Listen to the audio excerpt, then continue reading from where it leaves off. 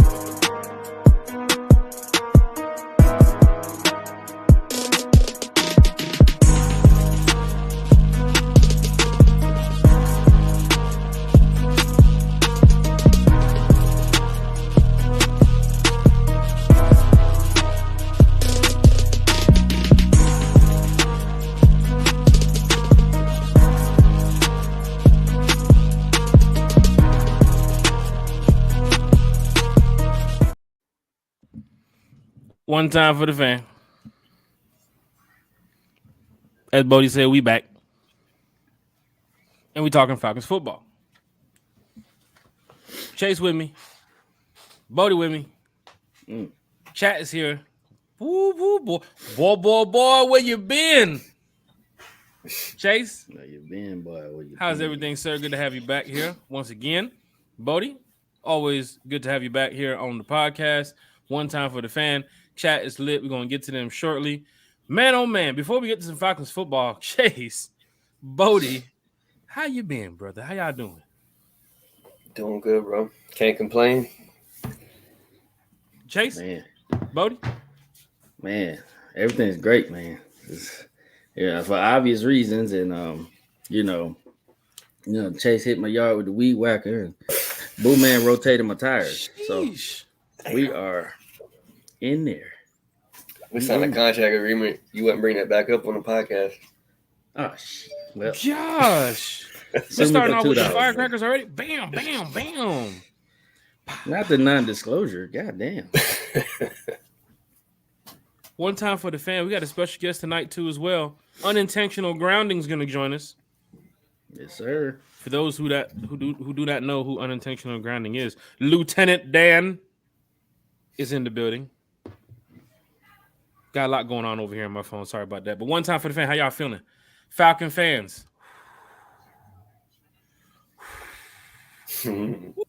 Cooking. Ooh, wee. Somebody's cooking. That's how you cook.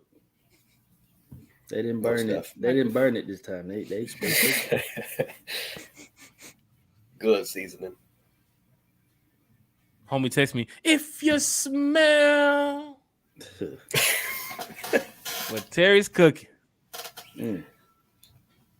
Before we even get to the names and all the excitement and everything that happened this week, Chase, from last week, from the podcast on Sunday to today, how does it feel to be a Falcons fan right now at this moment?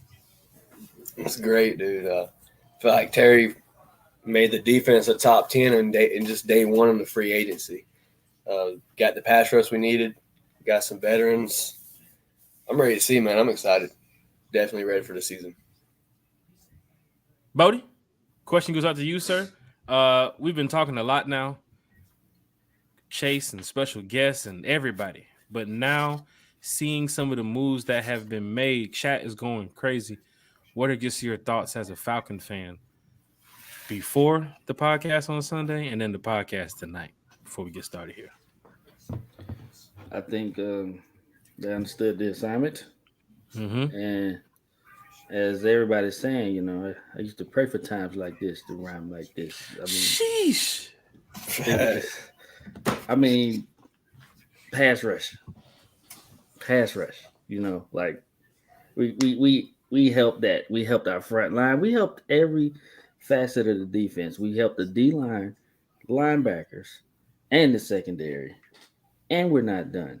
So I said, if the past 3 days are any indication of how the rest of the offseason is gonna go, we are in this thing. We winning. So get excited, Falcons fans, because I am. Falcon fans, we talked about this. Talked about being excited around this time of the year. Past couple years has been a little different. Didn't have the money. Mm-hmm. Now you see what happens when you get some money. You can make some moves. And I must say, somebody was cooking. Somebody was cooking this week. Shout out to Terry Fontenot and everybody up there with the Atlanta Falcons, who, as we can see right now, is doing the best they can to not only ignite this fan base, create a more hostile environment in the Bends, but also bringing in some players who's going to hit the ground week one and get after it. And you see it right there, the names we've been talking about for so long. I don't know how we want to do this. We go to the chat quickly. We do have a special guest. Lieutenant Dan's going to join us shortly.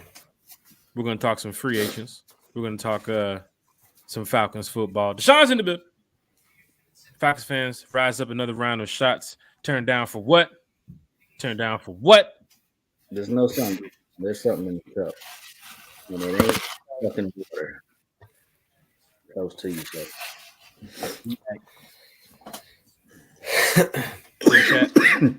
What's going on here? I'm going. Wrong pipe. Sheesh. One time for the fan. What's up, Dre? Good, bro. What's up, Dre? Hit that like button. Hit that share Rise button. up. Hit that subscribe Rise button. We up. had 320 subscribers. We asked for 350 before rookie minicamp. You know what I mean? We ain't trying to force it. 30 right away. Like, hey, man, you got time? What you say, Jay? 30 away. 30 away. 30 away. So if you know somebody, tell somebody, tag somebody, get some Falcons fans in here, get your Falcons friends in here. All we're doing is talking Falcons football. Shout out to all the other content creators. There's a lot of people doing shows and everything tonight. Other content creators are doing shows this week. But when the news was dropping about some of these names that was hidden, that was on the plane to Atlanta, ooh, boy, where you been? Shout out to Big Boy from Outkast on that ATL movie for that. Rob Banks is in the building. What's good, Rob? What's cracking, man? Rise up, sir. Jeff Wolf always has something to say. The beef between him and Bodie is real. Seen him at the tailgate. Hey, man. Had to separate him. You know what? Me and Jeff, it's a friendly beef. The hair got dead. Hey, man. Clean it up. I don't look homeless anymore, so thank you for that, Jeff. You were my motivation. So much going on in the NFL.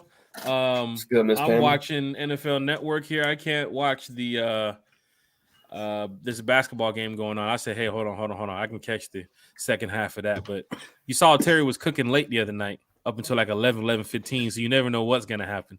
I know the Falcons had some members of the organization down there at Georgia's Pro Day today too as well. So we'll see if Terry gets to cooking here shortly. But I must say, some moves have been made this week. Let's get straight to it after we finish with the comments. Lowski's in the building. One time. Jeff Wolf said, good moves, positions filled. We ain't done yet, Jeff. We ain't done yet. The Loach is in the building. He said, what's good, fellas? What's cracking? Dre once again says, Terry cooking, and it smells damn good. Y'all better get in line. Hey, no cutting in the line. No cutting. Hey, Terry, they over here cutting in line for the cooking, dog. They want the food, dog. I'm in the back. Shout out to Terry Fontenot and everybody once again in the Falcons organization for doing what they're doing. Chase, let's get to it. How did the week start for you? Monday morning, legal tampering period. First bit of news drops. Before I butcher your name, Bodie, what you got here? Tight end from the Pats. Jonnu. Yeah, when he catch the ball, we all gonna be like Jonnu. Straight up. One time for the fan. How y'all feel about this pick from the tight end? I'll be honest. At the gate, I didn't really know the cat that much. Kind of when they first signed him, I was kind of skeptical of who he was just because of the kind of production we got in Michael Pruitt. And but once I did some research on the guy, the man's size is almost Kyle Pitts comparable. The style play, everything he does, and from what Bodie and Boo Man said, the man's healthy, he can be a beast. So I'm willing to give it a try. Especially for what we gave up. We didn't give up much.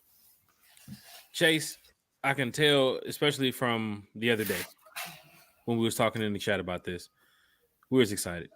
We said, wait a minute. Oh, traded a what? A 7th round pick for who? Saw the stats, saw the numbers. Remember the pick. Bodie was talking about it in the chat. Boo Man was talking about it from when he was drafted. This is a guy who knows Arthur Smith well. Boo-hoo. Yep. Sheesh. When he's around, call him Boo Man Shouter. One of our other podcasters.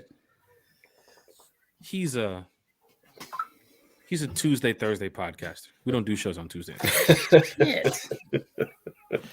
One time for the fan. Check this. So when the move was made, I quickly posted because I should have just took off Monday. I don't know why I went to work because I was sitting at work. They was probably mad at me like, bro, you're not doing shit. Like, hey, you know what I'm saying? Like, look, they made the move early in the day. I posted it. Is this our tight end too?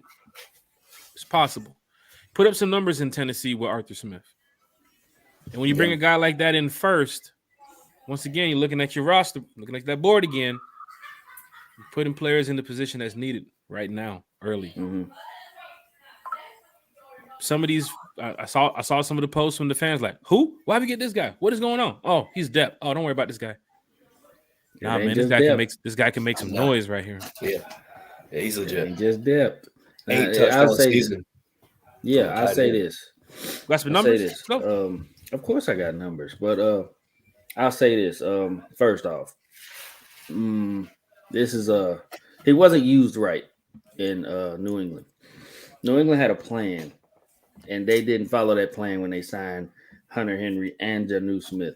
Now they gave this man $10 million a year, $11 million a year for a reason. And as you know, as most of y'all probably looked up his stats by now, you know, he's had an 8 touchdown season. He's a fast, big, strong tight end. He does it all. And they can line him up at the tight end position, and they can flex out Pitts wide, and they can do some freaky shit on this damn offense. So that's what I'm excited about, seeing both of them on the field at the same time. You got to cover 2 specimens at tight end because they're going to run past your slow-ass linebackers, and they're going to jump over your those small-ass corners, okay? Because both of these guys are – I would say Jonnu might be Kyle Pitts light. He might be. If he go back to the Tennessee days now, I think that'd be sweet. They didn't use him right in New England, but he gonna be all right. Got a special guest in the house. Lee Proctor's checking in from the UK. Rise up, right Lee. Now. Rise up, sir. Rise up from the UK. Appreciate Lee Proctor. You, I know he has a nice group of Falcon fans out in that area. Shout out to the Falcon fans I met from Germany and Carolina also as well. Earlier this year, the Thursday night game, they flew in from Germany. But shout out to Lee Proctor here. He's checking in from UK. Falcon fans, we are everywhere. Everywhere. All right? So when I tell you this, we really mean it. We deep, dog. But going over the move that they made for Jonnu, let me see that, we about to get cooking early. Because it wasn't just the biggest flashy move right there for the Falcons early in the day. But then you started seeing some more things start to happen during the day. Chase, the re-signing of Lindstrom. But I'm sorry, the extension for Lindstrom. Loved it. That was probably one of my favorite signings. Yeah, probably one of my favorite signings. That's kid's a baller. Somebody that we drafted, came in day one. People hated the draft pick. I won't say everybody, but a lot of people hated that we went that position first round. And he stood up to every amount of what it means to be a first-round draft pick. The kid don't get flags. And when he does, it's very seldom. So, yeah, I definitely want Chris to be a Falcon for life. Most stuff. Bodie? Lindstrom is the best guard in football. Say it again. Right. He is the best guard in the NFL. He is truly rated number 1 in NFL. Might be true down. He's the best. He was rated PFF highest graded player. And I mean every fucking position.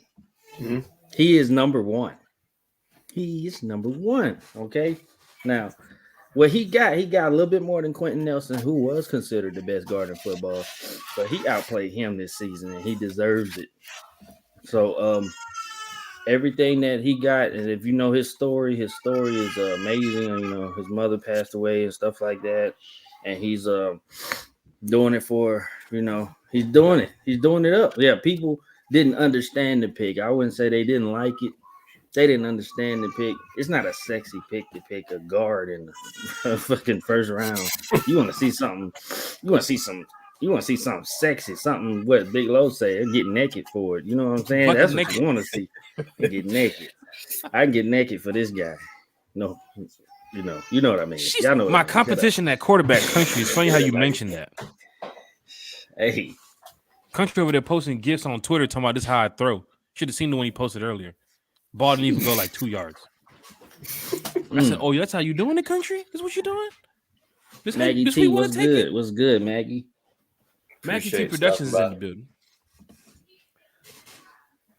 Why is Terry quiet now? Terry had a long day with Georgia reload his pistol. I mean, God, no. I think Terry negotiated. He did a lot. I think they're just waiting for a lot of things. It's a whole lot that goes into that. And right now it's going to smooth out. They got to bring the players in, actually have them sign the contract today. Mm-hmm. And then they're going to smooth out. And then, you know, they'll bring in more. They're going to sign more people. Hopefully, Miko Hartman. They're going to bring in more people. And we're going to, you know, he came out the gate firing, though, like, blah, blah, blah, blah, blah, blah, blah. Like, he really did. He had a plan. That's a man with a plan. He knew what he wanted weeks before free agency. About to get a special guest in here shortly. So he just reloading. That's all that is. I know it. I'm still looking for news. I reset every 10 minutes, it seemed like. Sonia Noor was in the building. Shout out to Sonia. So after the Juju move, right? The extension with Chris Lindstrom, right? Falcon fans, they were feeling themselves. They saw the extension. They were feeling themselves. Oh, snap. Wait a minute. Hold on. Lindstrom was part of the agenda today, too? That makes you feel good. So then you was going into that moment seeing that Liam McCullum during the offseason, he was re-signed. Parker Hesse, he was re-signed. Zoe Carter, he was re-signed. The extension for Lindstrom, who should be a Falcon for life. $105 million? Wait, y'all got that money over there? I just need my phone bill paid. Y'all giving out $105 million. I just need my phone bill paid. Yeah, somebody pay this man Boost Mobile. Actually, Nick, pay him to switch to Verizon because his Boost Mobile be hanging up when I call him.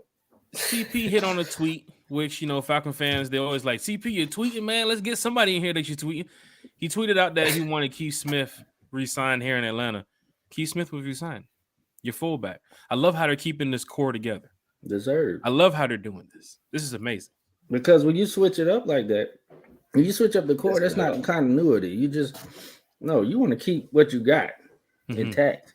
Mm-hmm. And I'm here to say, for folks that was vouching for Rashad Evans, but we'll get to the other players, but doesn't look like he's coming back. Doesn't look like it from our view over here at One Time for the Fan. But then again, we are not the Falcons. They'll make the final decision. We'll be here to talk about it. After the Keith Smith, I didn't say he wasn't coming back. I just said it doesn't look like it. You know how it is. The Bradley Pinion re-sign was nice too as well, because Falcon fans were like, wait a minute, Pinion's still on the roster? He's still there? Yes, he's still there. The re-sign of Bradley Pinion was nice. Then you started to get a little fancy with it. Terry was like, man, hold on. He started to get freaky with it. Terry said, hold on. Gotta pick up the phone. Gotta make some calls. David Onyemata. Great son. From the Aints. We talked about this on Sunday's podcast. Hold on, security just alerted me. There's a Ferrari pulling in the parking lot right now. Go ahead and check it out. Send the red team. We're gonna check it out. Somebody's Ferrari's pulling in the parking lot. I don't know if it's that Lieutenant Dan. We're gonna find out here shortly. I think Lieutenant Dan's pulling up. So we're gonna find out here shortly. And then there's a tank. There's a tank behind Lieutenant. Get that tank out the street. We're over here cutting up. Damn. Who's in the tank? Who's in the Ferrari? We're gonna find out here shortly. Special guest is on the way. Unintentional grounding. David Onyemata. That move right there showed me, hey, you wanted to get some help for Grady. You got it early. And this is still during the legal tampering period, folks. So you had to be feeling yourself like, whoa, David, hold on. I thought we wasn't gonna get nobody from New Orleans. You knew Ryan was bringing some Gucci with him. In this Louis now. You knew Ryan was gonna make some move to bring somebody. The talk of David or Marcus Davenport. We talked about this, Bodie, on Sunday. We did. I had to make a choice. Pick one or the other. I said David. Next day, David. Hey, I started hitting you up in the chat. I saw that shit. Congratulations. Look, only reason I said Davenport because he was young, and if you can get him for a good price, then sure he'll be at a rotational piece. But what he got in Minnesota or wherever he went, I don't know where he went. 1 year, 13 million. 1 year, 13 mil. That's a fuck no for me. You know what I'm saying? And it's a prove-it deal for him. So because they know he's inconsistent too. So he got the best deal for him. But we got the best player. I was thinking, oh, he's kind of 30, you know, he's all right. I don't watch Saints football to a T, so I didn't know exactly how potent this dude is, but this dude works. I like him, and he was a great pickup for us. Great pickup. I'm just loving the moves the Falcons are making, and I'm sure other Falcon fans are loving the moves that Falcons are making. And we had to get a diehard Falcon fan in here to talk about what the Falcons are doing. So for those who haven't heard of Lieutenant Dan, you're definitely about to find out who this young man is. I mean, he's a diehard Atlanta Falcon fan. We have some great content too as well when it comes to Falcons football. He runs a nice Falcons positive Discord too as well. So ask him about his Discord when he joins up in here. But the Ferrari was apparently it was shipped to us. So the tank is Lieutenant Dan. So we got that cleared up. How you don't know that man probably? Hey, he probably pulled up in an old F-150. We're gonna find out what he pulled up in now. One time for the fan. Welcomes to the podcast. From Unintentional Grounding. Lieutenant Dan. How you doing, sir? How's it going, gentlemen? What's up? Doing good, bro. Can't call it, man. Yeah. Doing well. Glad to have you here on the podcast. This has been an exciting week for Falcon fans, and I'm glad you get a chance to get some time out of your day to come over here and talk some Falcons football with us, so all the Falcon fans can understand that there's so many diehards here in the world. And this is just a beautiful moment here for Falcon fans because we're going to probably make some moves this season outside of what we've already done to really push it to the next level.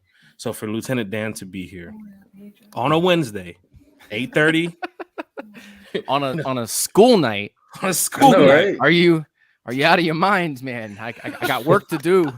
I got work in the morning. You know, the boss has me clocking in, man. I got to get going. Yes. Glad to have you here. So for those who do not know, can you just tell us a little bit about Unintentional Grounding, your platform that you have over there too as well, and how long you've been a diehard Atlanta Falcon fan? Man, every time I do one of these types of podcasts where I come on to someone's show and come and talk to some absolutely fantastic people and be able to have Discord back and forth about fantastic Falcons football, good or bad.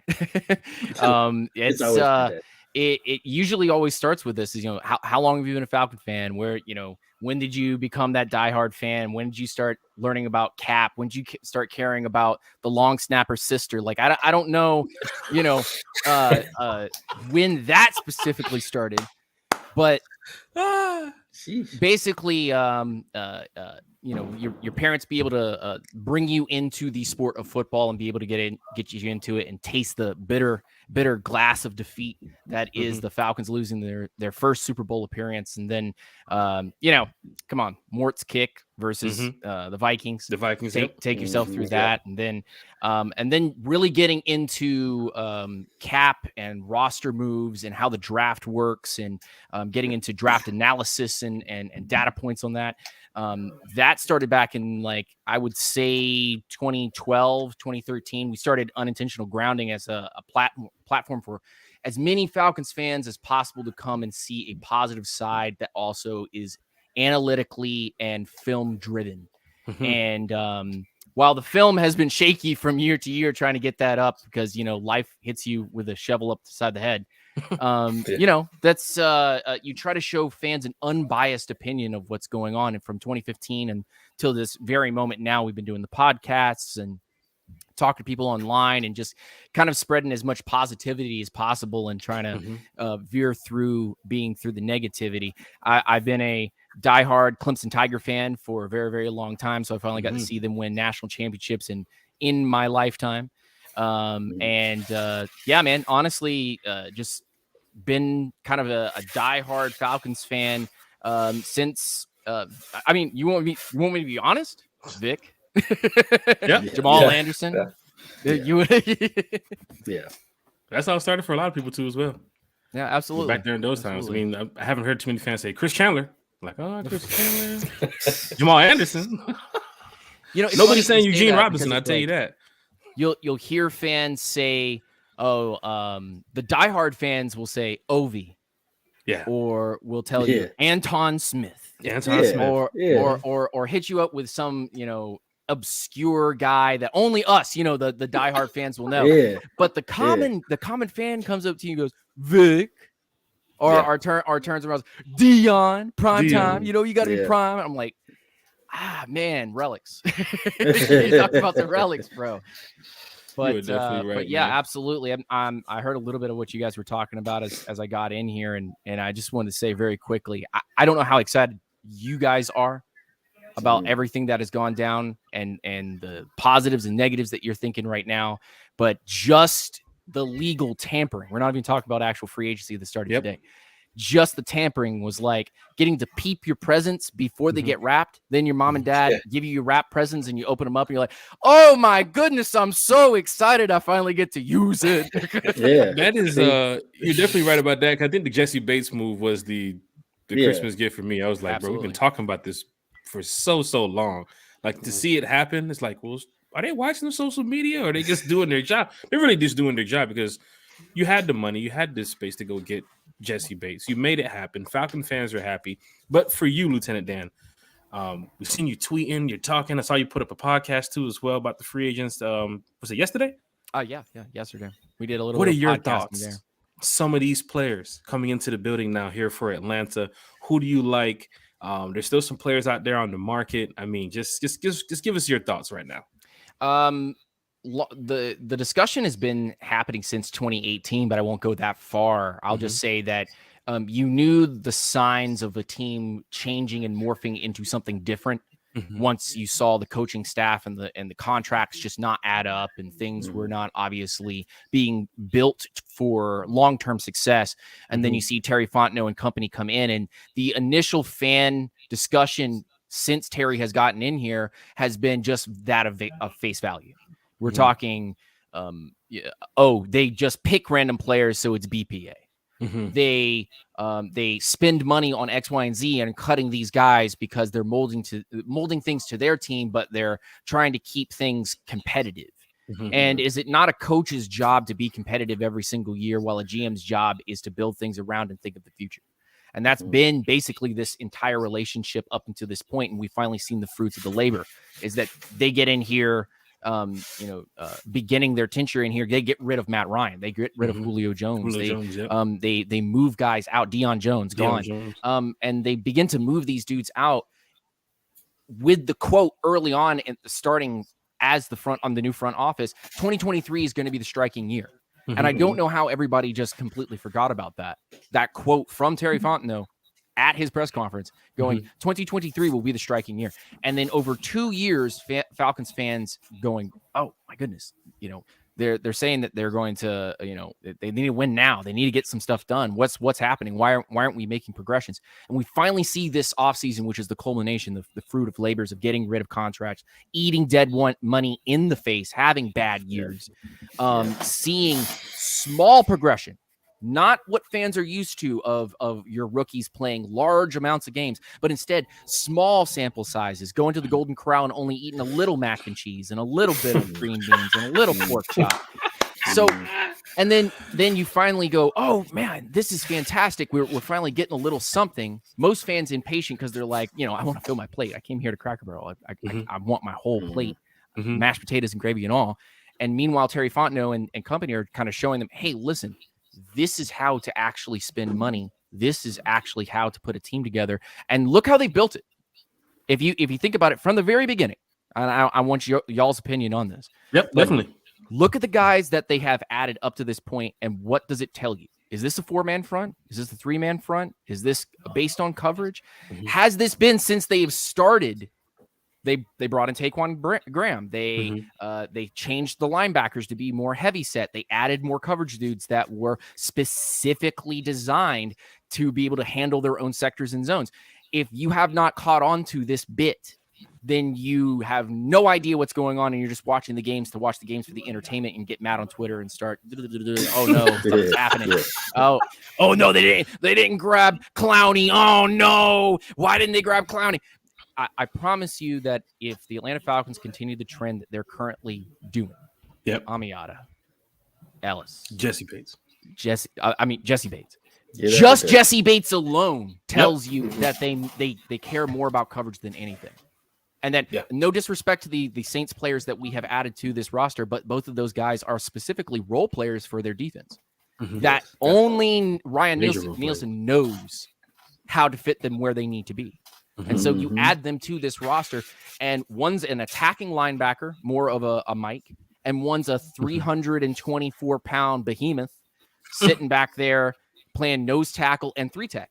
That is called a light box. You're putting more linebackers, you're putting more safeties, you're putting more corners on the field.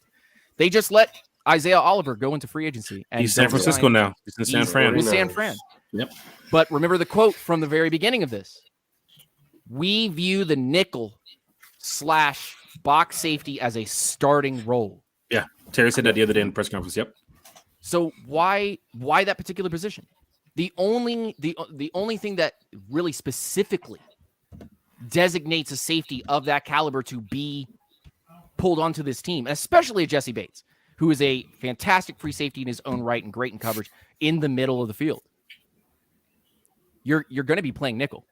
And you're going to be playing nickel where a corner may be a safety instead of being a nickel corner. You may have a dime safety also out there as well. These guys are making specific moves to shore up exact spots so that they can have more coverage on the field with less attacking members of the field, but the attack can come from any particular spot because Jesse Bates will attack the pocket. Guys like your linebackers will attack the pocket. Look at the linebackers that they set up to this point. It's built for 34. Or to immediately switch it to a 4-3 nickel. 4-3 quickly, It's that simple for them to be able to move the chess pieces back and forth. So what does it do? It sets up your draft absolutely just perfectly. You have no dead ends. It's only options. It's only options for you to fill particular holes, and you have plenty of those. We're going to get to that in just a second because this is why I'm glad we had you on the show, Dan. You going in. Dan going, bruh. You don't see that tank out there? Dan going in. I just redid the treads, man. I just redid the treads. Bodie. I may have accidentally gone over the garden. I'm sorry. I apologize. Man, you are perfectly fine because right here on One Time for the Fan, I mean, I'll pay for it. I'll pay for 10-15 minute interview or Falcon fan talk will turn into an hour quickly. I think Bodie knows, Chase knows. We've had to cut some streams short. Like, hey man, if we sit here and talking, it's gonna be like 4 or 5 hours. Because we do a good job of talking about Falcons football. We love the Falcons. Every single move that they make, we want to talk about it. And this is just exciting for everybody. Bodie, hearing what Lieutenant Dan is saying, you heard what Terry said in the press conference earlier this year with the Falcon fans on the season ticket holder call about it's been 2 years now. The reason why they went to 2023 is because they knew back in 2021 what they was getting ready to do. And he said the moves that they made in the past 2 years put them in this position right now. You're hearing what Lieutenant Dan is saying, Bodie. Just your thoughts on the free agency, Terry, the moves, the money that he was able to help us with the save over the past couple of years. I mean, Matt Ryan's at the door, Julio Jones at the door. This is a brand new era of Falcons football going forward. Mm-hmm. I mean, one thing that stuck out with Lieutenant Dan said is, of course, Ryan Nielsen's bringing in his guys that he knows that he could put in position. He done made them succeed already, like a Ellis, like that guy right there. Folks was questioning, oh, well, if he gets his contract somewhere else, and will he, this is his biggest year. This, he was a what did they say? He was a special teams guy, and then he got the opportunity, and 7th round pick too as well. Yeah, will he succeed? Well, he did this in college in Idaho. Like he was that guy in Idaho. And Nielsen knows how to put him in position. So who better to come and continue to do what you've been doing than come back to Ryan Nielsen. So like that's what I love. Like I don't think he'll skip a beat because Ryan knows what to do with him for sure. 11:30 at night, they're calling the Saints for players. Hey. That's like, bro, you guys still up over there? Like, yeah, how's the crawfish etouffee? Yeah, okay, cool. Like Kendall Ellis, what you guys doing over there? I'm sure Terry's probably calling like, hey, no, let me speak to John. No, not that John. Yeah, the guy used to work with back in. I mean, come on, you got 2 players from the Saints personnel on your organization. Yeah. I mean, you can't beat that. They brought over 2 key players who can help this team week 1, and then the Jesse Bates move. I mean, come on, an understatement. Come on, understatement. Shit, Chase. But go ahead, bud. No, I was just saying. I mean, you can't beat. I mean, he filled holes, and I was talking to somebody earlier today. I was like, yeah, this draft is going to be not quite BPA, but damn near BPA. The way this free agency has fell out, and the way it's going to keep going. We still got a couple pieces we can go get out of the free, but it's gonna be very interesting. Chase, Monday, Tuesday, today. I mean, not too much today, but going on. But what player are you excited about? Out of all the players with the re-signs and everything going on, Jesse Bates that's the biggest name to me. That's the biggest signing we've got, and that's really where we've hurt these past 3 years. If you look at it, we've been beaten bad in the passing game, and like Lieutenant Dan talked about, it's finally getting the pieces of the puzzle that we haven't had. They're finally making that team a whole chemistry. If you look at the players, every player has a chemistry. From Jesse Bates to AJ Terrell to possibly Darius Slay. I mean, all these players have a similar play style, and I think it's going to work out. I think it's going to work out nicely. I'm definitely. Look at you sliding that Slay take in there. Don't let breaking news come out about Slay on this podcast. We're flipping this table over right now. Podcast is over. I don't even know how to continue the show if Darius Slay has ended up in Atlanta. I'm telling you right now. Don't let breaking news come across this screen because I'm watching it. Oh, what did it say? Okay, they're talking about it, but they're talking about the Eagles. I'm just making sure now. Just making sure. Lieutenant Dan, you talked about that nickel spot. We haven't made no move for a corner past couple of days, and Falcon fans are wondering. They're probably going to go corner in the draft. Falcon fans are already starting to talk. They're already starting to talk. So you went to go get David. You got Jesse. You re-signed Carter. You brought in Kendall Ellis. By the way, can I just very quickly say that the signing of Carter is incredibly underrated? And I know a lot of Falcons fans are just going to be like, "Oh, good, we got another rotational guy." No, Carter and Edabike are going to be back and forth switching out as that. I can't really call it a Sam, but in some way, shape, or form, edge linebacker role, which continues to complete the trend of players that they're adding to that particular position. So expect another player of that caliber to be added as a linebacker edge rusher type. But talking specifically about nickel, you have 2 DB positions that you still have to fill, right? Yeah. Outside boundary. Casey Hayward's out the door, or do you think they're probably going to restructure with Casey? You got to have depth. The injury is a very personally.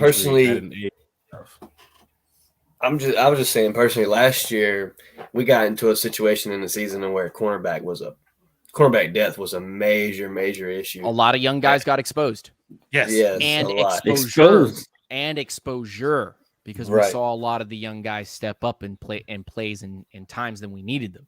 So my initial thought is that Casey Hayward is going to stay with the team, that he's going to end up actually being that guy.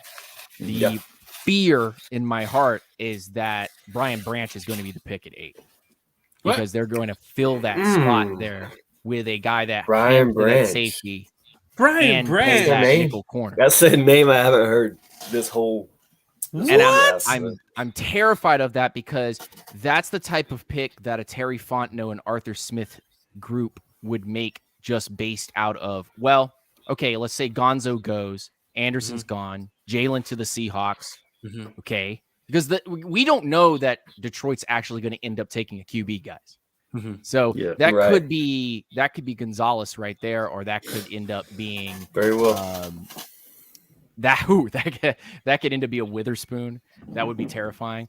But no matter what happens there, that ranking of guys that comes down, Atlanta obviously has just pretty much shut the door on any quarterback talk. Yes. So what happens there is BPA, right? Yeah. But if BPA is just literally them telling us the narrative, they've already told us what they were going to do and they did it, and none of us listened. So here we are. Brian Branch is a fantastic player and would make me feel so empty inside, and he would fill the role exactly the way that he would need to fill the role. And it would be like, I just want to get so mad, but I can't get mad because it's just like the AJ Terrell pick. I want to get so mad, but AJ Terrell's so fantastic. Like, how am I supposed to get upset about this? It's the Lindstrom stuff, which I bet you probably have already gotten into at some point on this podcast. But Lindstrom's not a sexy pick at 14. Lindstrom gets picked, and now you have an all-pro guard. So, I mean... Yeah. Seeing the moves that the Falcons made already, especially with the cornerback position still not being addressed, wide receiver 2 not being addressed. Pitts. Do we... Basically. Would you see a trade back up in the first round, Lieutenant Dan, for a wide receiver? Again, we're only 3... What is this, year 3 now? We're year 3 now with this front office, and they have traded up once. And have yet to really show any actual movement, but they are open and willing to any process, and that's what's so great. Like a guy like Thomas Dimitroff was open only if he got an absolute win or an absolute loss, but he still got his guy.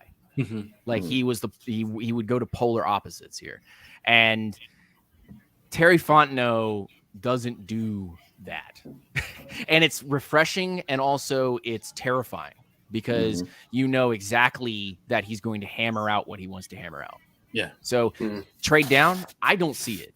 I think they'll stay where they exactly are, and they're going to take. I said it to a buddy today who's a Colts fan. I said, "There's only 4 guys and 1 dark horse that the Falcons are going to end up taking at 8. It's going to be either Skoronski, a falling Jalen Carter, a Gonzalez, Witherspoon."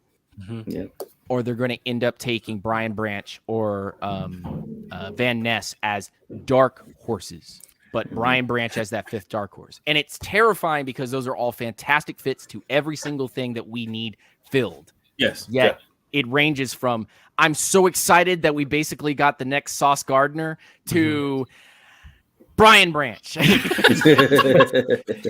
Falcon fans. Dang. We live right here with Lieutenant Dan from Unintentional Grounding. Chase, just to piggyback off of that too as well. Your thoughts on Brian Branch at number 8? It's kind of like what Lieutenant said. You can't really be mad about the pick because he's a talented player. But I feel like maybe you could trade back a couple spots to maybe still grab that player at that spot. That's who you really want to go for. But I have so much more. I want a bigger name there. I know it sounds selfish, but I want that big first round splashy player. Bodie, I'll be fine with the pick. Falcon fans might show up and say, "Oh, Falcons finna Falcon."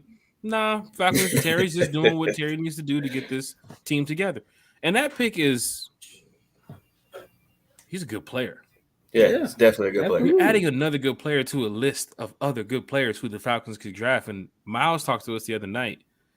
Luke Van Ness, this is the third or fourth person that's mentioned this. Mm-hmm. Don't be surprised if it happens. I'm going to stand up. I'm just going to start clapping. Any pick the Falcons make at 8, I'm going to start clapping. Because I already see what Terry's direction is. But yeah, Lieutenant? Isn't it interesting that all of the defensive players that the Falcons have talked to during the combine all said something very similar? Not maybe the same wording, but they all said something similar, which was, it's an interesting defense that I think I could move around everywhere on. Mm-hmm. And I would love to see what my role would be in this defense. Mm-hmm. Every single defensive player has had something similar to say about. It's a fun, interesting defense. So you're mixing multiple defensive fronts, you're moving guys around, you're playing matchups based on what you see, more corners, more safeties, more linebackers, maybe more defensive linemen. But no Brian Branch. Yeah. Please don't Brian Branch me, bro. Oh man. Bodie, Brian Branch. First time we're hearing this name on One Time for the Fan. That's good because now when we go do our, our mocks, we go do our little scouting, we're definitely gonna break down some film on some Brian Branch. Yeah, we're gonna do some mocks, but I ain't picking Brian Branch. Not like you said, Brian Branch is a good player. Not at 8. Like I want something to get freaky. I like to get freaky in the top 10. I don't want to get freaky with double B. But if he turns into the next like Asante Samuel type guy that's picking off plays underneath and it's become a terror to try to get something open there and he can follow guys downfield and have coverage over the top of a Jesse Bates who can be a middle of the field roamer or deep because Richie Grant is coming into his own. That is true. Jason Bates there. Oh my gosh! Look at this, and you can't even throw the entire right-hand side of the field based on where AJ Terrell is lining up. Mm-hmm. So it just Brian Branch doesn't hurt because then he begins to control a particular narrative of the field. Lucas Van Ness doesn't hurt at 8. You know why? Mm-hmm. Because Taquan Graham's emergence and with the addition of Amayada, and then you have Grady Jarrett, you got Lorenzo Carter back. You've got a small rotation of guys that are beginning to kind of show you something.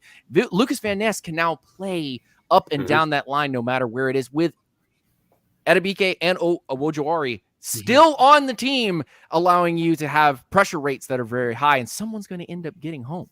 That is true. And you're going to have, is the next question for whether it's Will Anderson drafted by the Atlanta Falcons,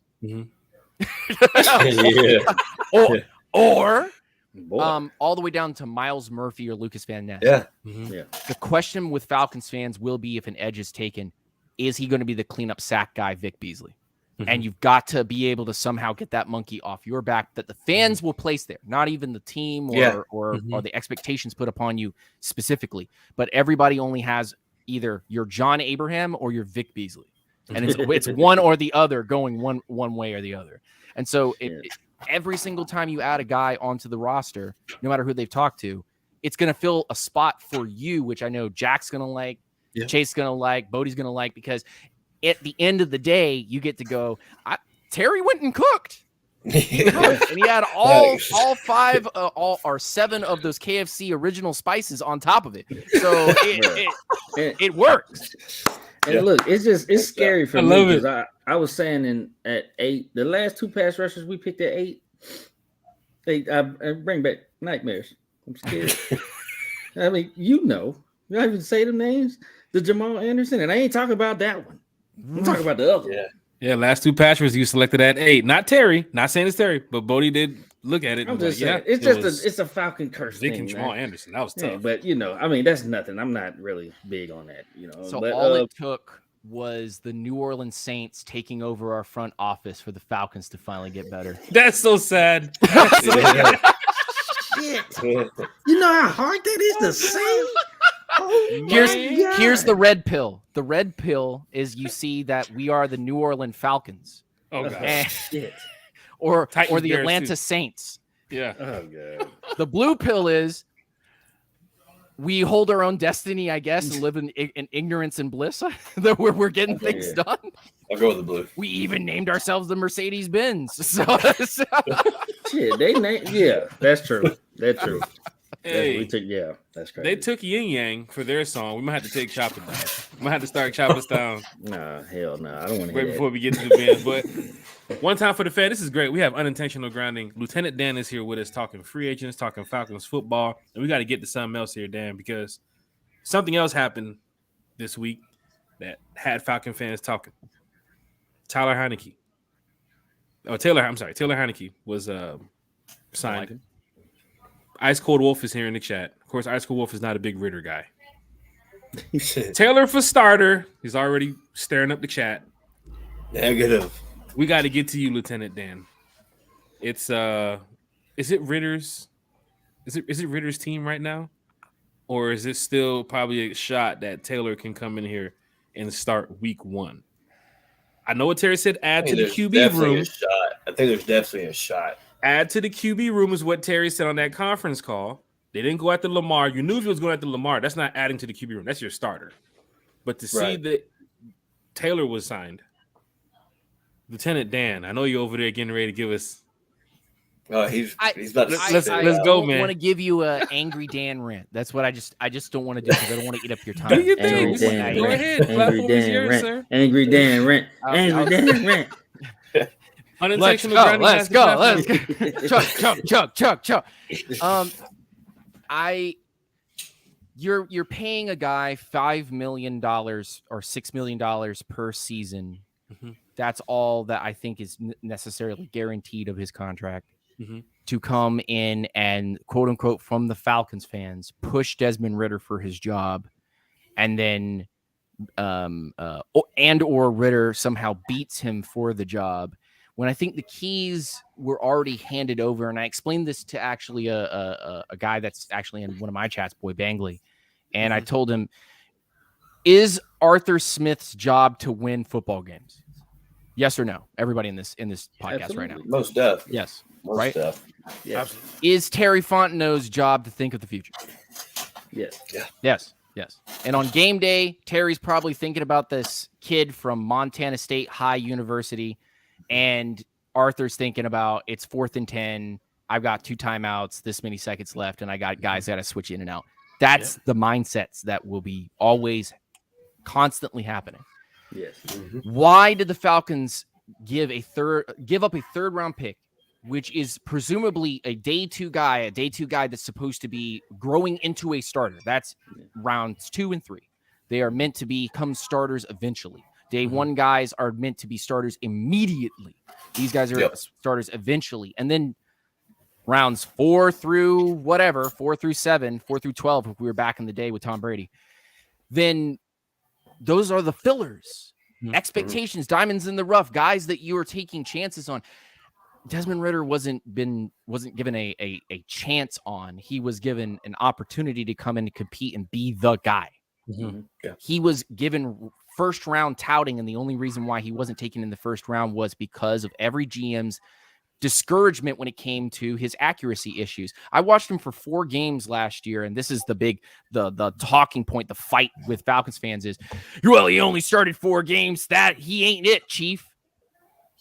Well, he only started 4 games because Arthur Smith was trying to win games. Okay, here's the next argument. Well, why wouldn't you put Ridder in quicker? Why wouldn't you put him in?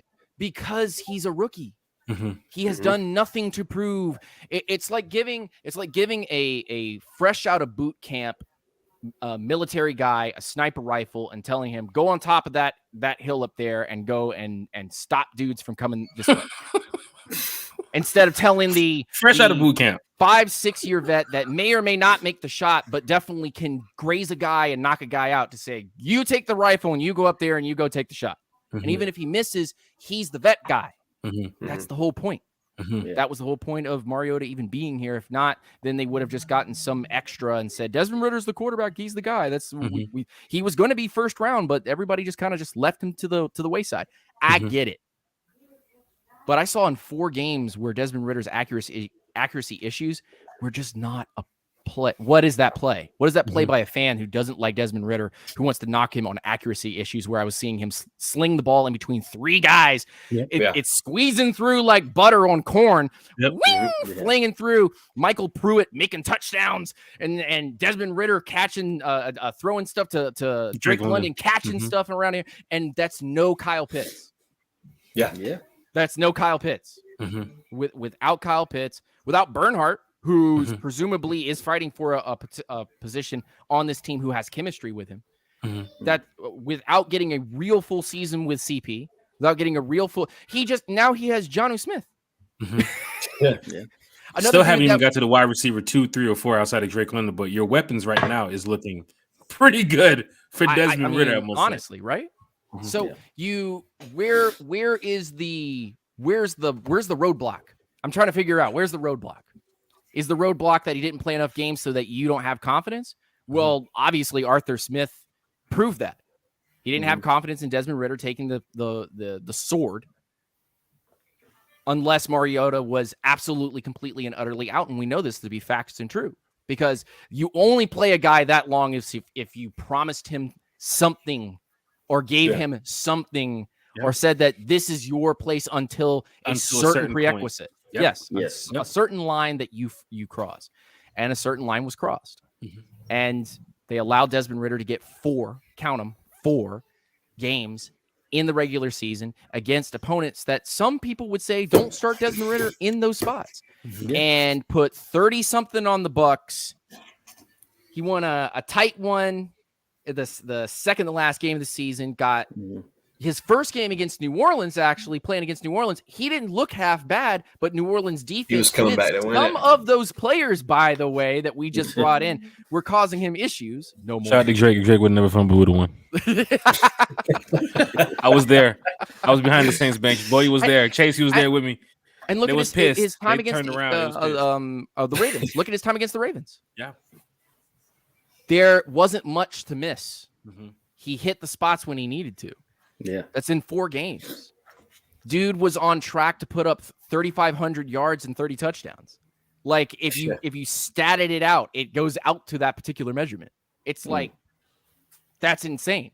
That's why I have him going for 3,700 yards this year and throwing 21 touchdowns or so and running for 5 or 6. Because it's nice. Desmond Ridder will be utilized in this way. Yards for Ridder, technically in his rookie, non-rookie. Like, what is this? Is this his rookie? Would you consider this the rookie year, Dan?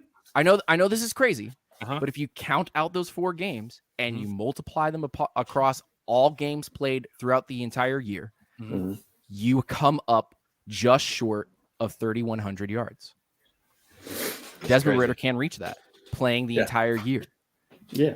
And he hasn't even gotten familiar with Pitts yet. So we're talking about Heinicke coming in here and going, oh, he's going to push it. Heinicke is there for injury purposes. He is a good quarterback. He's sneaky good. He's respectable in what he does.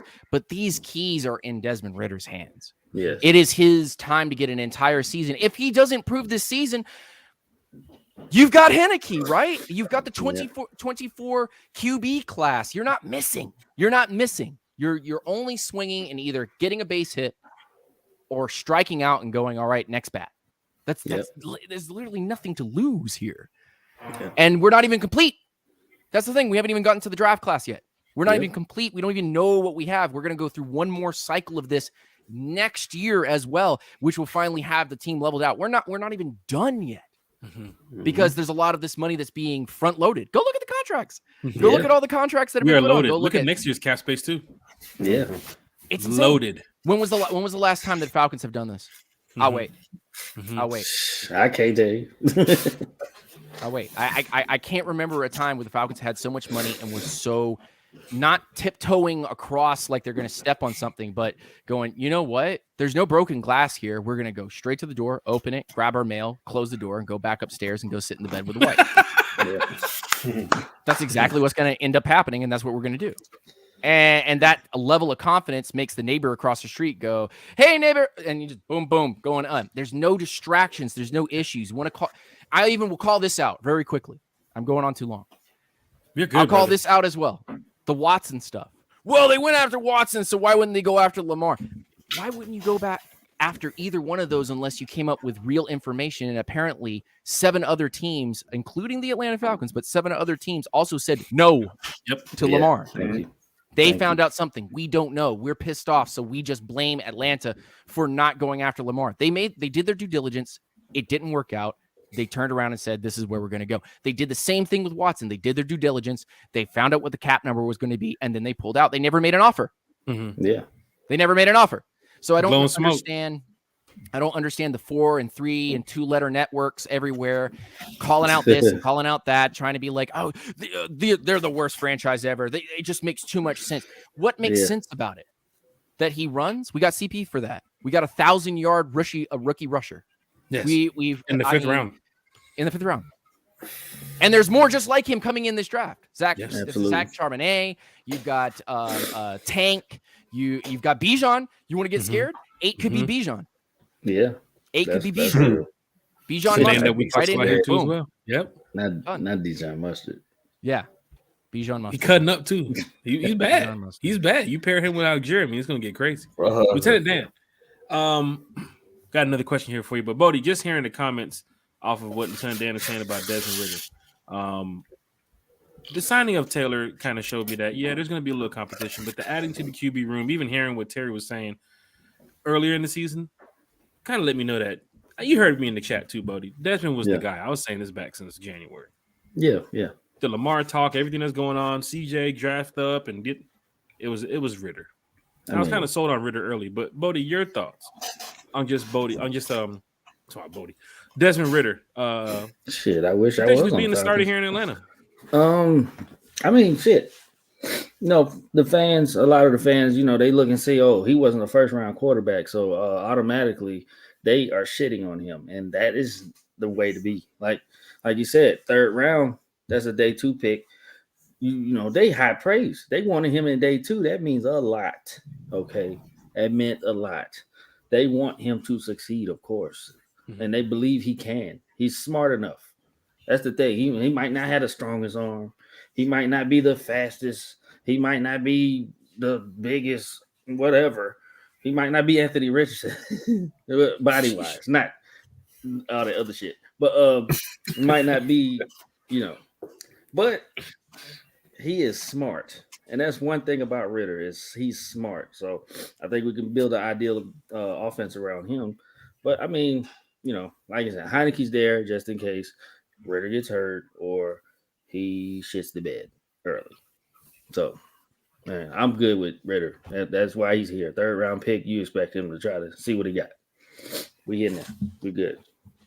I see you, Dan. Shout out 901 Trade in the Discord. No, Ridder is the starter. That's all day for me. I got the Ridder jersey over here. You want to see? Ridder's the starter. I ain't getting no Taylor jersey. I coined the phrase "gritty for Riddy." Gritty for Riddy. Gritty for Riddy. Bro. Sheesh. The Riddler is out to play. Batman Pitts is out here, bro. Put that on a t-shirt. Falcon fans, here with Unintentional Grounding, Lieutenant Dan. We got another question here for you, Dan. The draft. We got to go back to the draft. You mentioned Branch, and this is why we talked to Falcon fans, because we want to know everybody's thinking when it comes to free agency, draft, and what player would fit. The Branch one has me like, well, I have to go do my research. But he could be any person that Terry's going to pick at 8 or in the 1st round is going to be a good fit. But what are some other names outside of just the top names that we know about? We know about Carter. We know about Anderson. We know about Murphy. We know about Tyree Wilson. We know about a couple players that has kind of been on the radar, you can kind of say, for Falcons community. But what are some other players, maybe 2nd round, 3rd round, that you would like to see here in Atlanta? Woo! 2nd and 3rd round, man. It could be anywhere in the draft. Outside first, it could be 1st round pick. I mean, any players just on what Lieutenant Dan has on his radar. Any player. You put me on the spot, my man.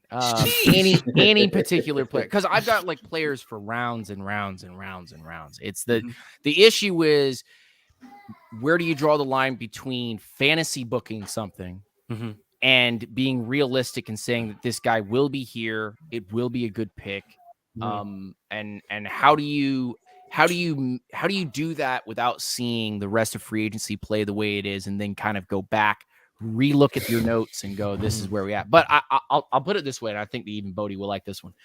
I like the idea of the Falcons grabbing themselves another running back.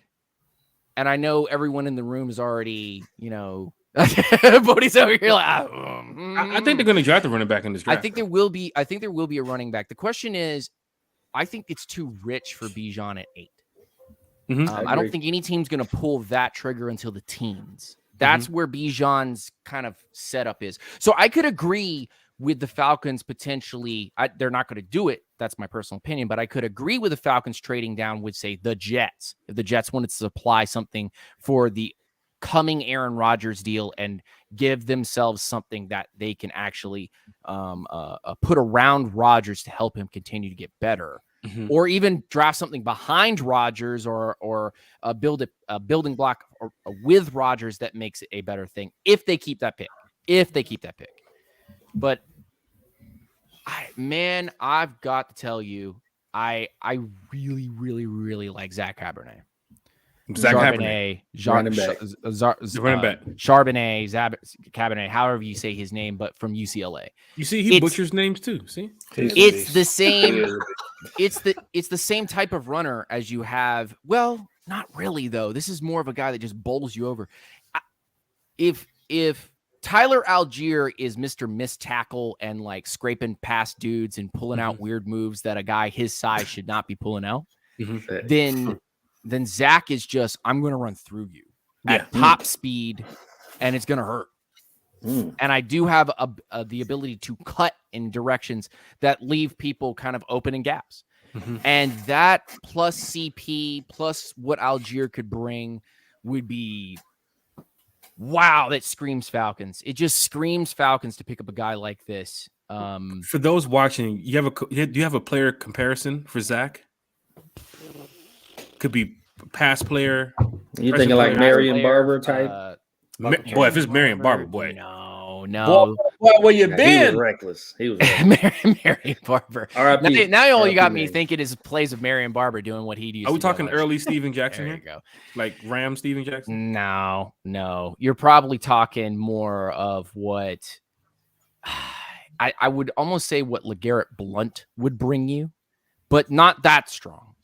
You're talking about a guy that just kind of Turner. Turner's a very good example of what Zach kind of looked like. That's very, very similar, actually. Okay. But Zach has more speed. Yeah, he's so put a little more.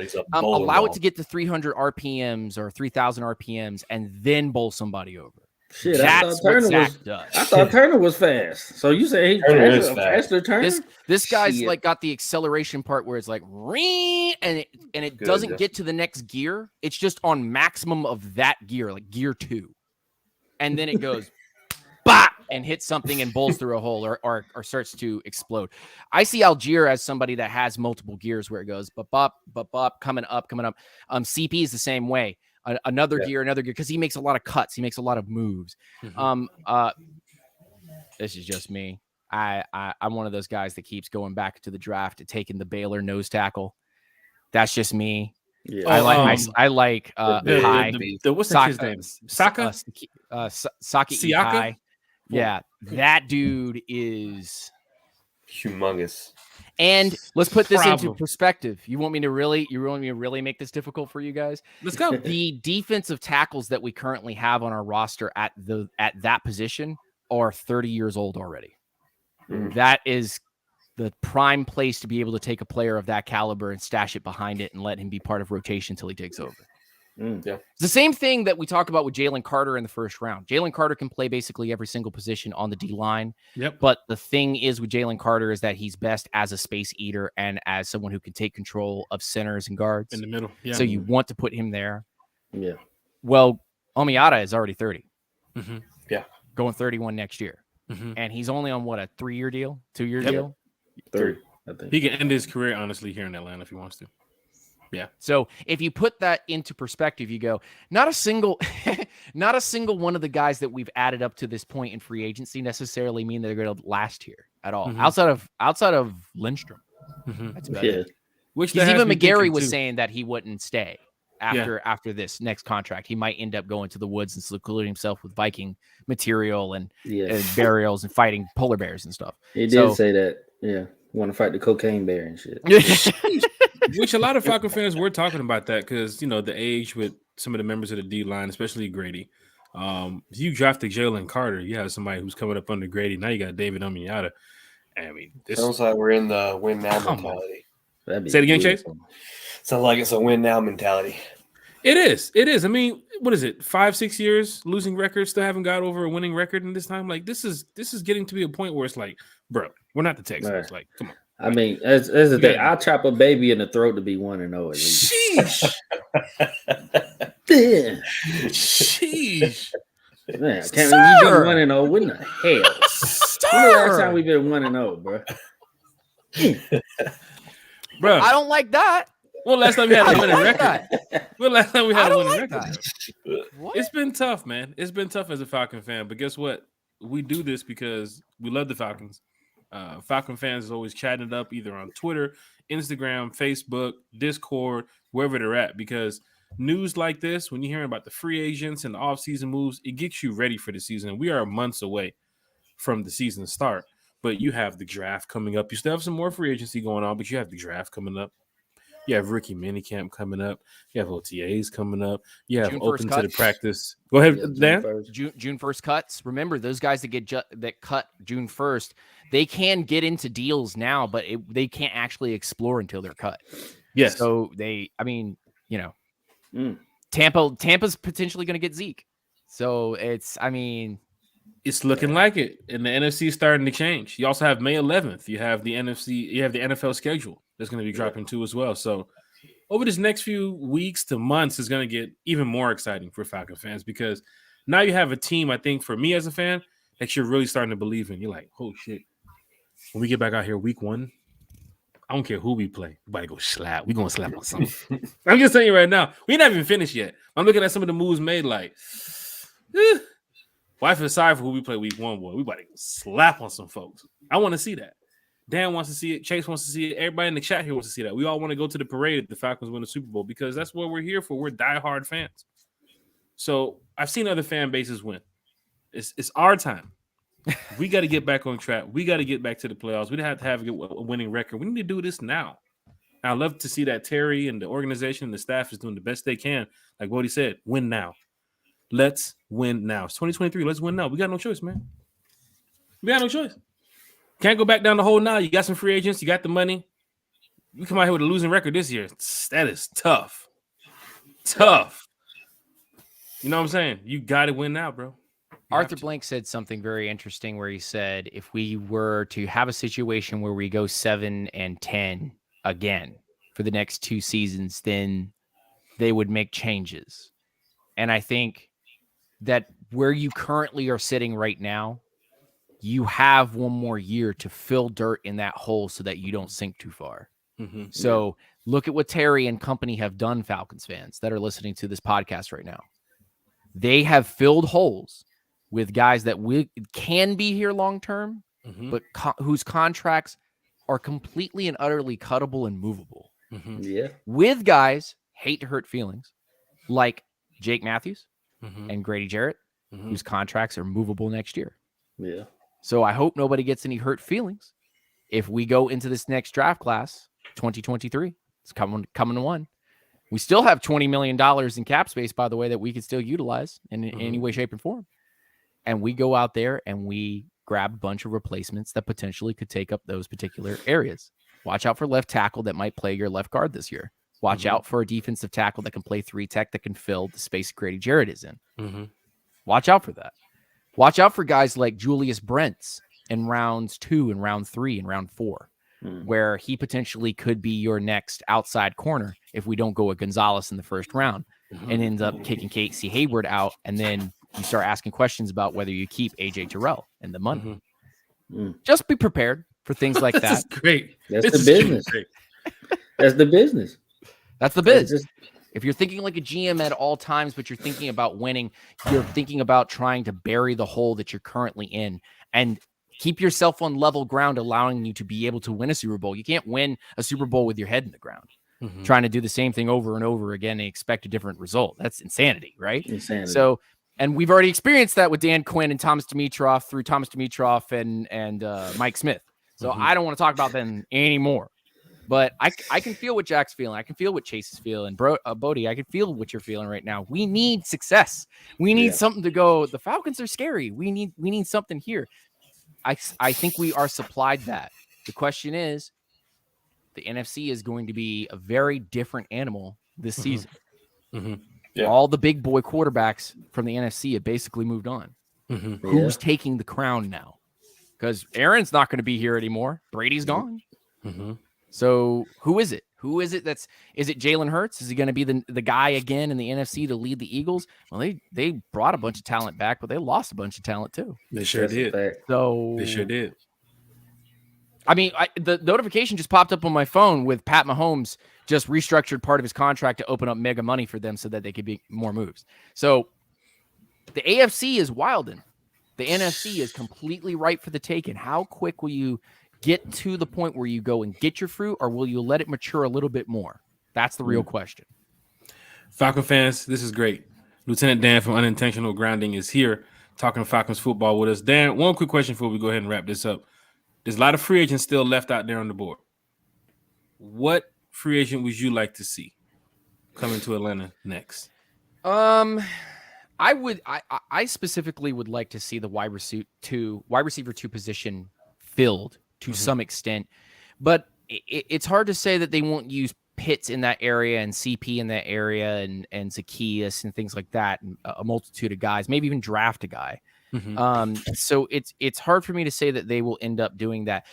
The one I really want to see actually filled is left guard, but there's really just not a lot of talent there right now. There just isn't really a lot of guys that you can go out there and grab unless there was.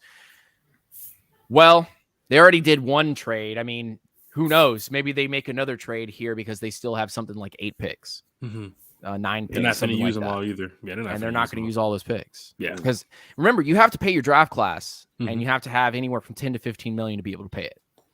So trades got to be made, moves got to be made. Signs have to happen. So I don't have a specific guy that I'm looking at right now. It's like, yeah, I want Odell Beckham Jr. I want him right here in Atlanta right now. Let's go, baby. He's on A-Rod's list right now, though. I mean, the Jets are got a lot of work ahead of them. If you believe the rumors, because he's already come out on Pat McAfee and said, I don't have any list. It's literally the Packers that are stopping this. I want to go ahead and be in New York. So it's we'll see on that front. But to answer your question, there's not a specific guy right now that I'm looking at I'm like, that's the one the Falcons need to go after next. I don't even really think the Falcons need to go after edge right now.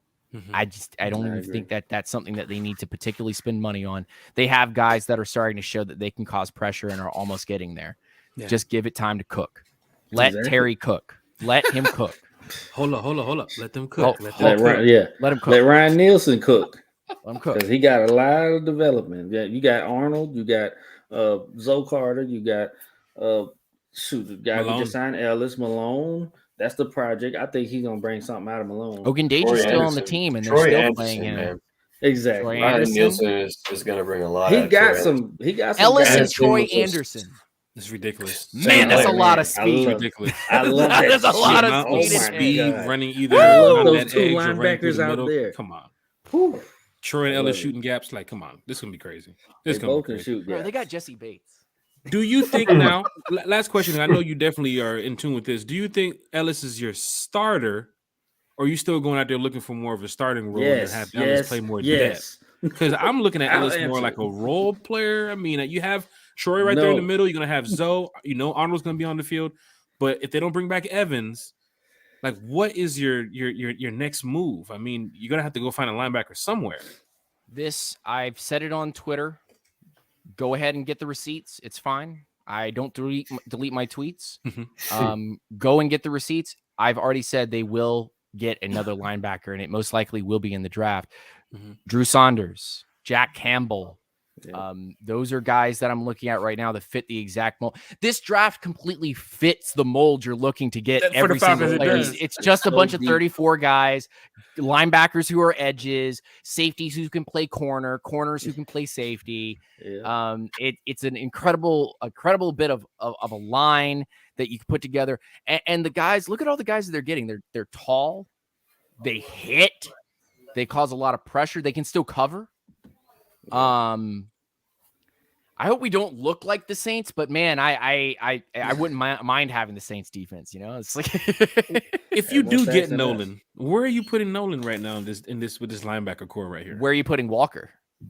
They say that Nolan's an edge, but Nolan's a linebacker. Mm-hmm. Yeah. So he's a light edge if you're putting him at edge. So you'd have to put him at like will linebacker. Mm-hmm.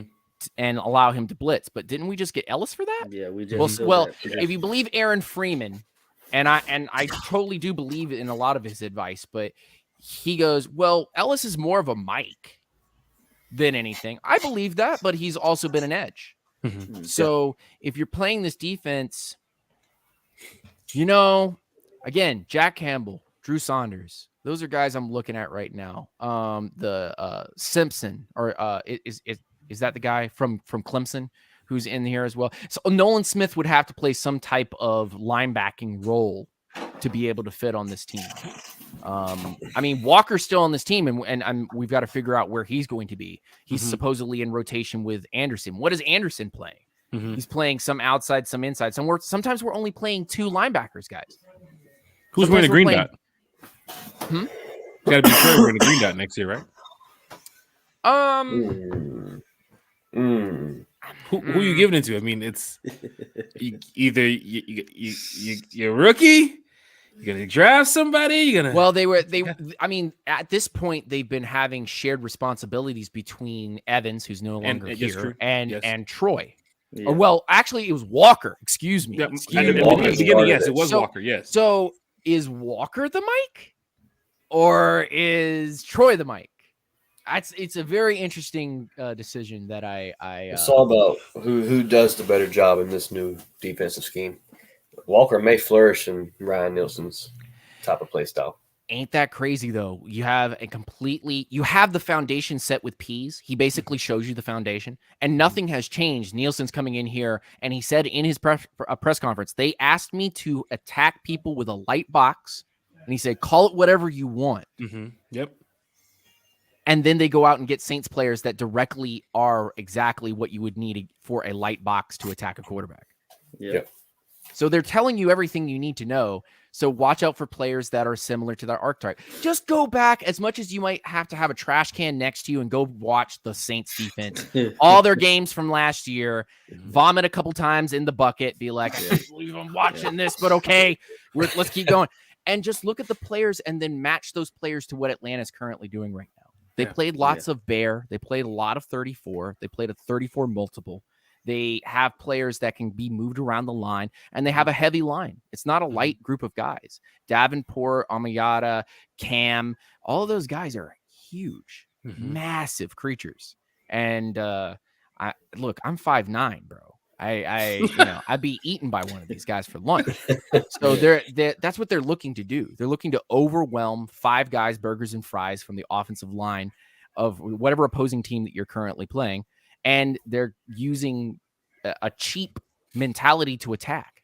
Mm-hmm. So I would be surprised if they went after a Clowney. I would be surprised if they went after. I know Floyd is probably gone at this point, right? He got picked up at this, but I would be surprised if they went after any more vets at this point.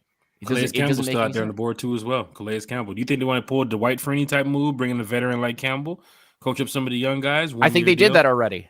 Yeah, they got Carter. They got Carter. I think they already did that. They have a guy that they already liked from last year. He is a vet. He did have 4 or 7 sacks, something like that last year. Mm-hmm. He was a difference maker. He did cause fumbles.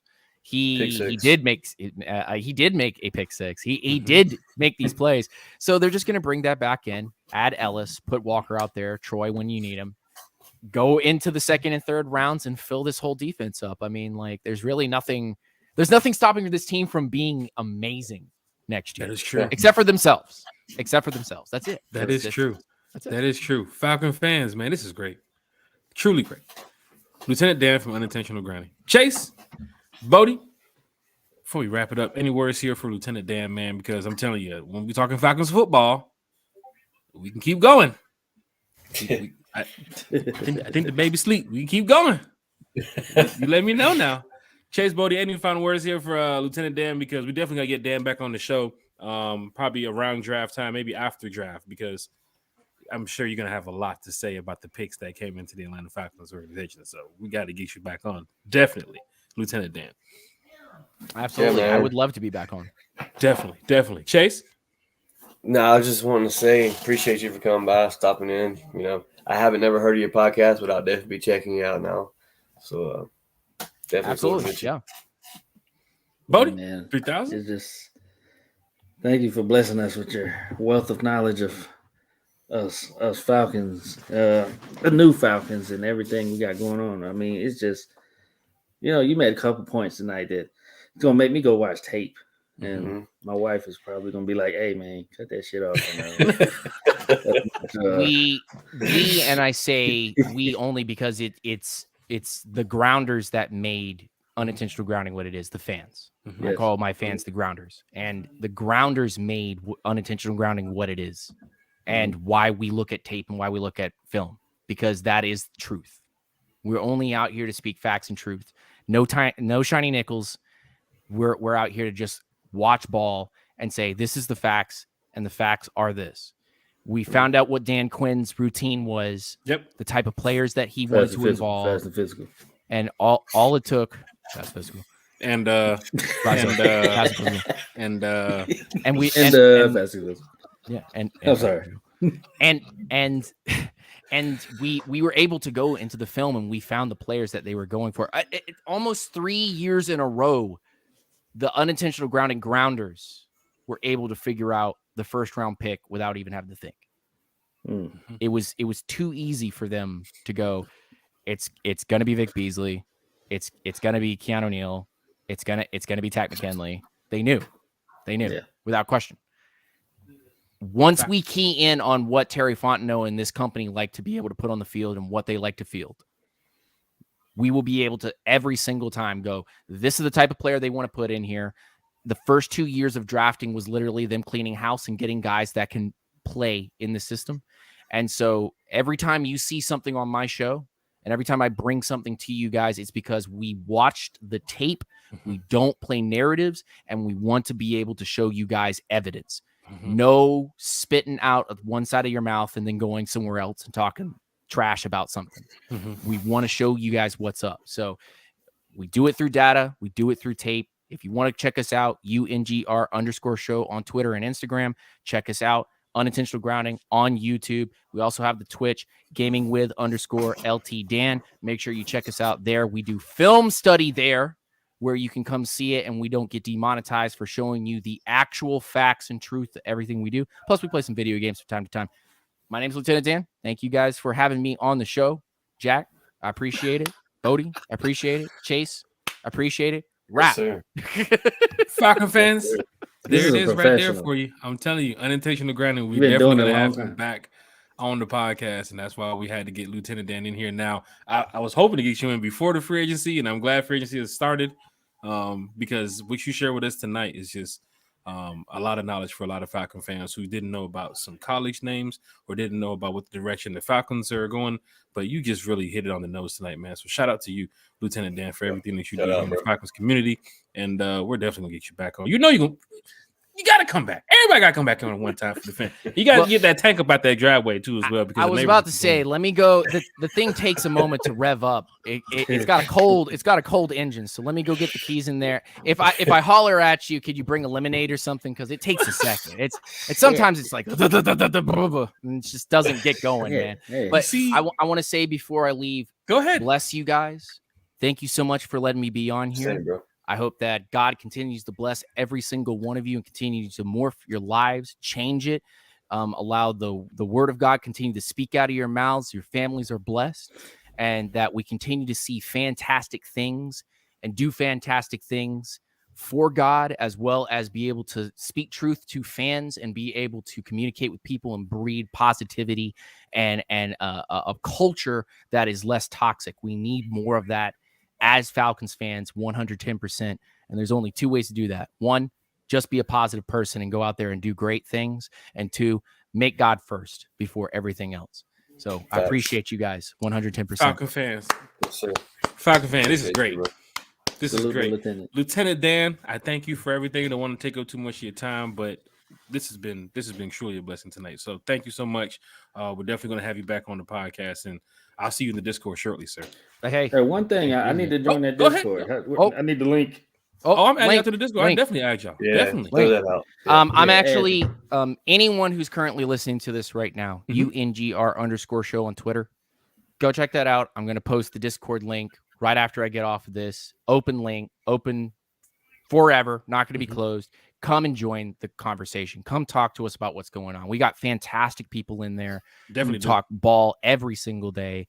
They're willing to answer any of your questions. They're willing to get into debates with you without getting heated.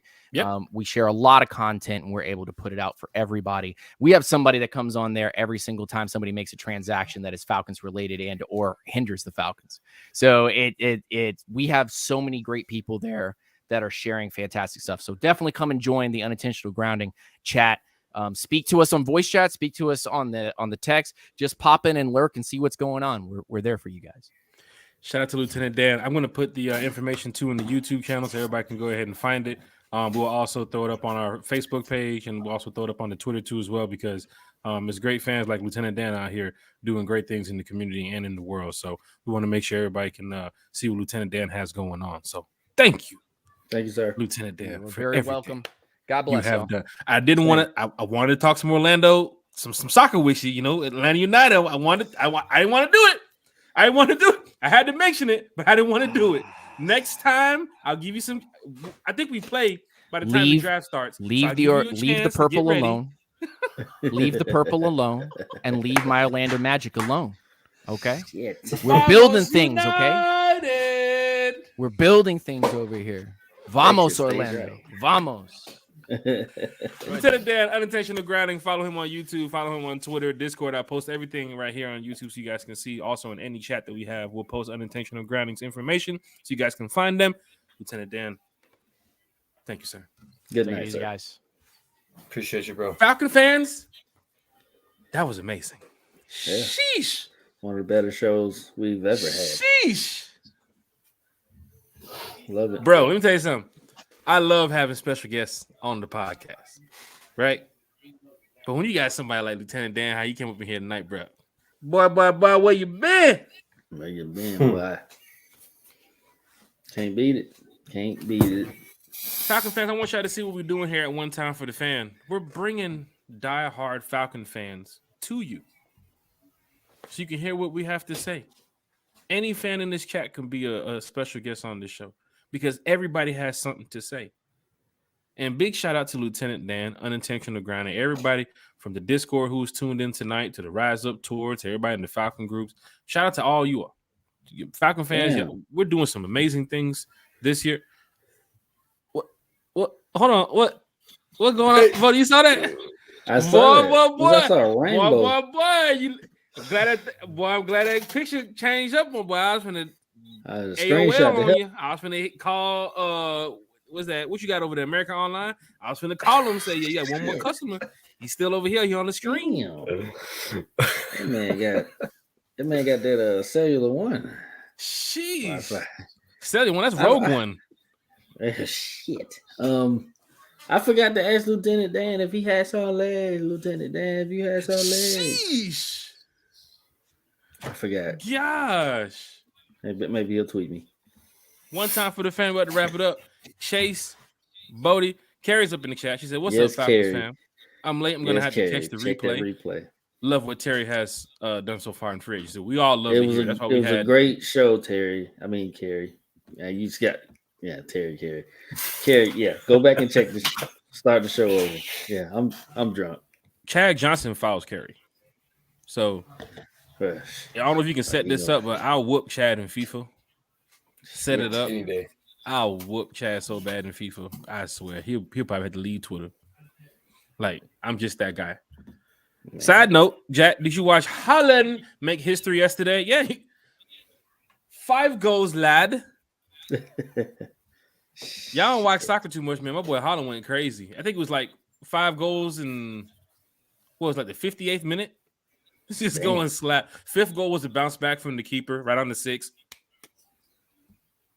Come on, City. Come on, City. And then Chad was tweeting about it earlier, like, "Oh, is City gonna win this game?" This soccer talk for you guys. I'm sorry, I don't want to get too much in it. Carries my man. I played soccer in high school. Okay, I know a little bit. All right, still got the jersey. I need to put it in the frame. You know, we suck. We got mercy ruled every game. But hey, Goodwill. Shit. Goodwill, you know, it's too priceless for Goodwill. You know, shit. Where'd you get your mop from, Chase? Diane. Thanks, Lieutenant Dan. Thanks, guys. Great podcast.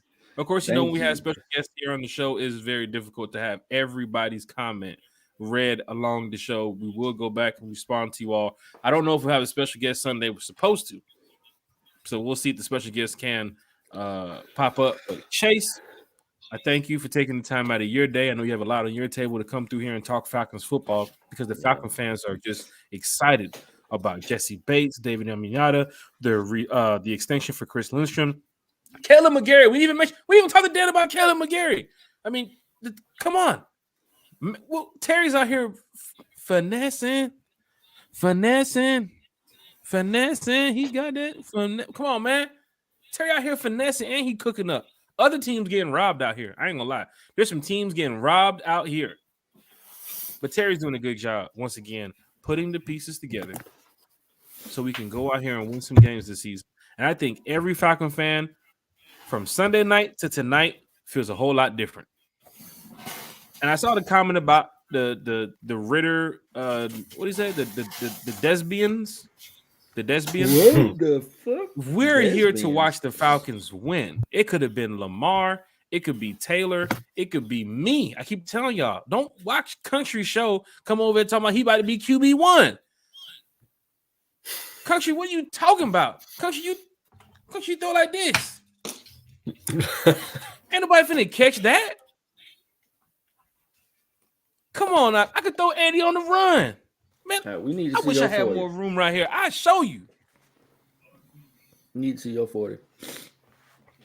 I run like a 4-1, bro. Yeah. I run like a 4-1.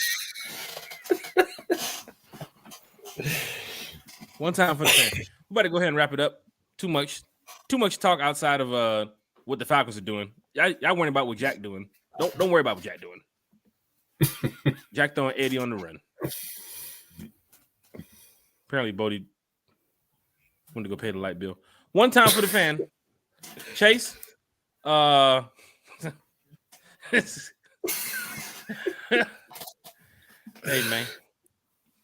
man.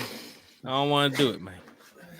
I don't want to do it. One time for the fan. Chase, Bodie, about to go ahead and wrap it up. Any shout-outs for tonight? Yep. Shout out to everybody that tuned in tonight, all the new subscribers. Shout out to Lieutenant Dan. Shout out to Terry. Man. Shout out to Jack and you being delusional. God damn. Shout out to Pollen. It's kicking my ass. Fuck. Yeah, shout out to Lieutenant Dan, man. It's just yeah, that's exactly what I did. Yeah, shout out to Lieutenant Dan, man. And you can't beat the knowledge he spreads and just on point with everything. And I'm definitely a fan. Yeah, shout out to everybody in the chat, man. Shout out to y'all for checking us out every week. Y'all loyal, tried and true. And we're gonna continue to bring you the best content we can here. And try to be as knowledgeable as I can about everything. And I'm gonna go do some draft research. I'm gonna get some shit for y'all soon. I used to be a real draft guru. They just call me Bo Kuiper, but you know, I Got to get back on my stuff. Then I start spitting out kids. Hey man, sit your ass down. Time to go. Nah. That's the truth. That's the truth. You didn't know who Brian Branch was, so shut up. Come on now. Come on now. Now you know, hey. Now we know we dogs around here. Keep it real. A lot of my knowledge is on Georgia players. Yeah, I know. Through thick and thin. It's all about them dogs. Me too. But definitely, when you're doing your research about some of these college players, that's why it was good to have Lieutenant Dan on tonight. From Myles Garrett to Country to Smitty to Alberto, everybody's giving you different names. Have you guys noticed that? For those that's been in here, everybody's giving you different names of first-round players, second-round players, third-round players. Different perspectives of why they would fit here with the Falcons. And that's why we love having people here on the show. And going forward, free agency is going to be a lot of what we talk about. But the draft is coming up. And it's coming up in about a month and some change. And we got to shift our direction real soon to start talking about the draft and to start talking about some of the moves that's going to be made. So shout out to everybody who's a part of this show tonight. Once again, go follow Lieutenant Dan, Unintentional Grounding, on Twitter, Facebook. I don't know if he has a Facebook. I should have asked him. YouTube, that we know. The Discord, I put everything right here in the YouTube tonight. I'll post it on the One Time for the Fan page. But it was great to have Lieutenant Dan here, because he gave us a lot of information that Falcon fans needed to go on with their day. So shout out to you all. Shout out to Dan. Shout out to Terry. He's cooking, and we cooking too. We back Sunday night. Pay attention to what the Falcons have going on. You never know what can happen between now and Sunday, but I guarantee you that we will be back to talk Falcons football and rep the team. That's what we do, man. Shout out to Carrie, shout out to Lisa, Archangel, Jeff Wolf, Ramel, everybody who's in the chat here tonight. So many people, Rob Banks, Deshaun Coswell too as well. Oliver will fit in perfect in that 49ers defense. Happy for him, but sad to lose him. That is right. Isaiah Oliver went to the 49ers. A lot of things are changing around the NFL. Every team is starting to – the Jets, the Bills, the Ravens, the Bucks, the Panthers, the Saints, us. The damn division is beefing up. We just got 2 running backs in this division that I'm not happy about. It's very possible Zeke. The Zeke sign, I haven't seen it, but it's very possible Zeke could be going to the Bucks. But I'm talking about Miles Sanders is in this division. Miles Sanders in Carolina. I'm talking about damn Jamal Williams is in Jamal Williams went to the Saints as well. This division is beefing up, and so are we. So yeah, I mean, we're getting there. We're getting there, and we're going to get there. But with this team that we have, I think that they're on the right path to what they want to do. The 2 years with no money and the situation, quarterback, and let's move. Let's rock. Let's keep it going. Let's keep cooking. Shout out to all the Falcon fans in the chat. One Time for the Fan. Catch us on Spotify, Apple Podcasts, Google Podcasts, wherever. Just type us in. We're all over the place. One time for everybody in the chat. One time for the fan. Bow! Ice in my vein. I need to go get ready.